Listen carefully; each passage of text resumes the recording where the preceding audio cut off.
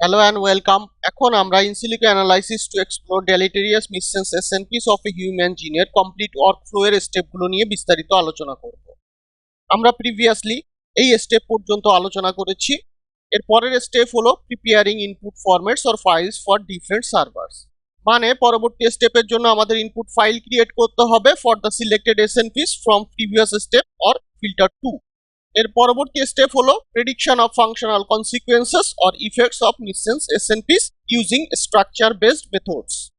The structure-based methods assess how a mutation affects three-dimensional structure of a protein. These methods utilize structural modeling, molecular dynamics, and energy calculation to predict whether a SNP destabilizes a protein or disrupts binding site or alters functions. এখানে আমরা list of structure based method গুলো দেখতে পাচ্ছি। এখানে আছে server name, এখানে URL, এখানে column name, এখানে হচ্ছে পজিটিভ ভ্যালু। এখানে আমরা যেমন সার্ভারের নেম দেখতে পাচ্ছি SNP ইফেক্ট 4.0, এখান থেকে আমরা ফোল্ড এক্স এর প্রেডিকশন পেয়ে থাকি। সুতরাং কলাম নেম থাকে হচ্ছে ফোল্ড এক্স প্রেডিকশন। এখানে যদি severely reduces the protein stability থাকে তাহলে সেটাকে আমরা পজিটিভ ভ্যালু ধরতে পারি। আই মিউটেন্ট 2.0 এর ক্ষেত্রে কলাম নেমটা থাকে হচ্ছে স্টেবিলিটি এবং এখানে যদি ডিক্রিজ থাকে তাহলে সেটাকে আমরা পজিটিভ ভ্যালু ধরতে পারি। ডাইনামিক 2 এর ক্ষেত্রে প্রেডিক্টেড স্টেবিলিটি চেঞ্জ ডেল্টা জি স্টেবিলিটি যদি লেস দ্যান 0 হয় তাহলে সেটাকে আমরা পজিটিভ ভ্যালু ধরতে পারি। ডুয়েটের ক্ষেত্রে আমরা তিন ধরনের প্রেডিকশন পেয়ে থাকি, সেটা হচ্ছে এমসিএসএম, এসডিএম এবং ডুয়েট। প্রেডিক্টেড স্টেবিলিটি চেঞ্জ এটা থাকে কলাম নেম। এখানে যদি তিনটার ক্ষেত্রে ডিস্টেবিলাইজিং থাকে তাহলে সেটাকে আমরা পজিটিভ ভ্যালু ধরতে পারি। নিউ প্রো এর ক্ষেত্রে কলাম নেমটা থাকে হচ্ছে ডেল্টা ডেল্টা জি, সেখানে যদি ডিক্রিজ স্টেবিলিটি থাকে তাহলে সেটাকে আমরা পজিটিভ ভ্যালু হিসেবে ধরতে পারি। মিসসেন্স 3D এর ক্ষেত্রে প্রেডিকশন কলামে যদি ড্যামেজিং থাকে সেটাকে আমরা পজিটিভ ভ্যালু হিসেবে ধরতে পারি। কাপস্যাট এর ক্ষেত্রে ওভারঅল স্টেবিলিটি যদি ডিস্টেবিলাইজিং হয় সেটাকে আমরা পজিটিভ ভ্যালু হিসেবে ধরতে পারি। এসএনপিস এন্ড জিও 3D এর ক্ষেত্রে প্রেডিকশন কলামে যদি ডিজিজ থাকে তাহলে সেটাকে আমরা পজিটিভ ভ্যালু হিসেবে ধরতে পারি। আইএনপিএস এমডি এর ক্ষেত্রে ডেল্টা ডেল্টা জি মানে যেটাকে ডিডিজি বলা হচ্ছে সেটা যদি লেস দ্যান -1.0 হয় তাহলে সেটাকে আমরা পজিটিভ ভ্যালু হিসেবে ধরতে পারি। এখন আমরা এই সার্ভারগুলো অথবা প্রেডিকশন গুলো বিস্তারিত একটু জানবো। যেমন এসএনপি ইফেক্ট 4.0 সার্ভার থেকে আমরা ফোল্ড এক্স এর প্রেডিকশন পাই। ফোল্ড এক্সটা কি? Fold X is an empirical force field that was developed for the rapid evaluation of the effect of mutations on stability, folding, and dynamics of the proteins and nucleic acids. The core functionality of Fold X, namely the calculation of the free energy of a macromolecule based on its high resolution 3D structure. এরপরে আমরা আসি iMutant 2.0. iMutant 2.0 is a support vector machine based web server for the automatic prediction of protein stability changes upon single site mutations. এখন তাহলে Dynamute 2 কি? Dynamute 2 is used for assessing changes the stability and flexibility upon missense mutations.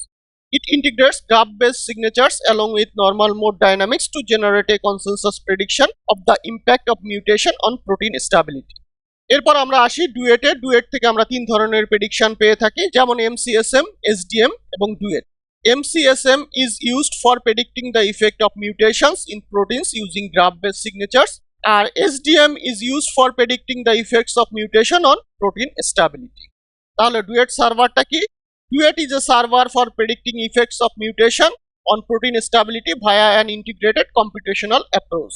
Duet consolidates two complementary approaches, একটা হচ্ছে mCSM, একটা হচ্ছে SDM, in A consensus prediction obtained by combining the results of separate methods in an optimized predictor using SVM অথবা support vector machine. এরপরে আছে হচ্ছে মিউপ্রো। মিউপ্রো is a set of machine learning programs to predict how a single site amino acid substitution or mutation affects protein stability. R missense 3D কি করে? Missense 3D predicts the structural changes introduced by an amino acid substitution and is applicable to analyze both PDB coordinates and homology predicted structures. আর কাপস্যাটটা কি? কাপস্যাট is a tool to predict changes in protein stability upon point mutations.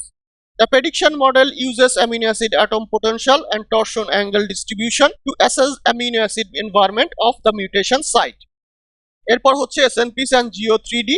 SNPs and Geo 3D is an extension of SNPs and Geo and includes information extracted from protein 3D structure. Although tested on a small set of mutations, SNPs and Geo 3D results in a better accuracy with respect to sequence-based method.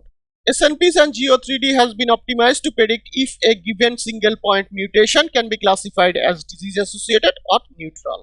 এখানে lastly আছে হচ্ছে INPS MD. INPSMD is a web server for predicting protein stability changes, যেটাকে delta delta G বলা হয়ে থাকে upon single point mutation অথবা single point variation. আগের মতোই এর পরবর্তী স্টেপ হলো filtering, merging, scoring and selection of SNPs. সুতরাং এই স্টেপেও আমরা আগের মতোই কিছু এসএনপি সিলেক্ট করব এবং বাকিগুলোকে ডিসকার্ড করে দিব। এর পরবর্তী স্টেপ হলো আগের মতোই preparing input formats or files for different servers. মানে পরবর্তী স্টেপের জন্য আমাদের ইনপুট ফাইল ক্রিয়েট করতে হবে for the selected SNPs from previous step or filter 3। Workflow এর নেক্সট স্টেপ হচ্ছে prediction of functional consequences or effects of missense SNPs using consensus or meta prediction based methods. Consensus or meta prediction methods integrate multiple prediction tools to improve accuracy and reliability of functional effect predictions. These methods combine scores from various algorithms, often using machine learning, statistical models, or weighted aggregation approaches. এখানে আমরা list of consensus or meta prediction based method গুলো দেখতে পাচ্ছি। এখানে server অথবা টুলের name, এটা হচ্ছে ইউআরএল, এখানে পজিটিভ স্কোরের কলাম নেম এবং পজিটিভ ভ্যালু। এখানে যেমন দেখতে পাচ্ছি মেটা এলআর এর ক্ষেত্রে কলাম নেমটা থাকে নরমালি হচ্ছে মেটা এলআর আন্ডারস্কোর প্রেড। এখানে যদি ডি থাকে তাহলে সেটাকে আমরা পজিটিভ ভ্যালু ধরতে পারি। মেটা আরএনএন এর ক্ষেত্রে মেটা আরএনএন আন্ডারস্কোর প্রেড কলামে যদি ডি থাকে তাহলে সেটাকে আমরা পজিটিভ ভ্যালু ধরতে পারি। এম ক্যাপের ক্ষেত্রে কলাম নেমটা নরমালি থাকে হচ্ছে এম ক্যাপ আন্ডারস্কোর প্রেড, এখানে যদি ডি থাকে তাহলে সেটাকে আমরা পজিটিভ ভ্যালু ধরতে পারি। রেভেল এর ক্ষেত্রে রেভেল আন্ডারস্কোর স্কোর যদি গ্রেটার দেন 0.75 হয় তাহলে সেটাকে আমরা পজিটিভ ভ্যালু হিসেবে ধরতে পারি। বাইসডেল এর ক্ষেত্রে BayesDel underscore add AF underscore pred যদি ডি হয় তাহলে সেটাকে আমরা পজিটিভ ভ্যালু হিসেবে ধরতে পারি।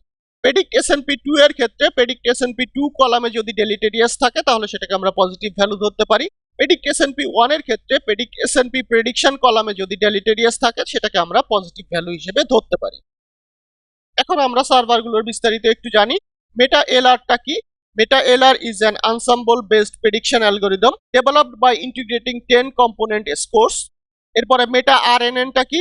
মেটা RNN is a pathogenicity prediction score for human non-synonymous SNVs, যেটাকে NS SNVs বলা হয়ে থাকে। It integrates information from 28 high level annotation scores. এরপরে আছে হচ্ছে MCAP. MCAP is the first pathogenicity classifier for rare missense variants in human genome. এরপর আমরা আসি র্যাভেলে। Ravel is an ensemble method for predicting the pathogenicity of missense variants based on a combination of scores from 13 individual tools. Our Biasdel is a meta score that assesses the pathogenicity of genetic variants. এরপর আমরা আসি Predict SNP2. Predict SNP2 is a unified platform for accurately evaluating SNP effects by exploiting the different characteristics of variants in distinct genomic regions. এরপরে আমরা আসি Predict SNP1. Predict SNP is a robust and accurate consensus classifier for prediction of disease-related mutations. In Predict SNP, the 6 best performing tools were combined, resulting into significantly improved prediction performance. Workflow এ আমাদের পরবর্তী step হচ্ছে filtering, merging, scoring and selection of SNPs. তাহলে এখন আমরা ইনসিলিকো S&P analysis workflow এর কয়েকটা step নিয়ে বিস্তারিত আলোচনা করলাম। বাকি স্টেপগুলো পরবর্তীতে আলোচনা করা হবে। Thank you everyone.